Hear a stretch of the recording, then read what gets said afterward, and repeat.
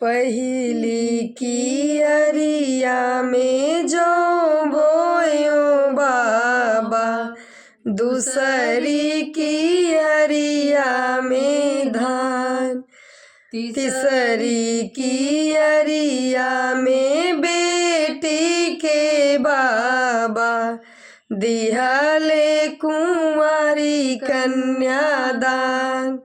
तीसरी कियरिया में बेटी के बाबा, दिहले कुंवारी कन्यादान।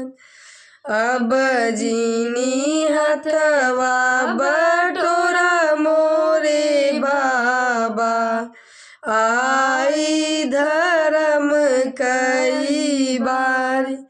अब जीनी हथवा बटोरा मोरे बाबा, आई धर्म कई बार।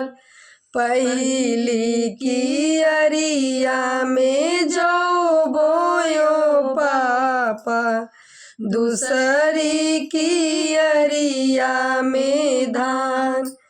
तीसरी कियरिया में बेटी के पापा, दिहले कुंवारी कन्यादान।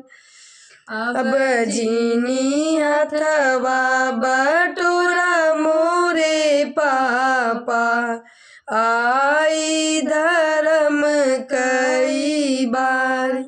अब जीनी हथवा बटोरा मोरे बाबा, आई धर्म कई बार। पहली कियरिया बोयो धान, पहली कियरिया में जाओ बोयो भैया, दूसरी कियरिया में धान। तीसरी कियरिया में बेटी के भैया, दिहले बहिनिया के दान। तीसरी कियरिया में बेटी के भैया, दिहले बहिनिया के दान। अब जीनी हथवा बटोरा मोरे भैया, आई धर्म कई बार। अब जीनी हथवा बटोरा मोरे भैया,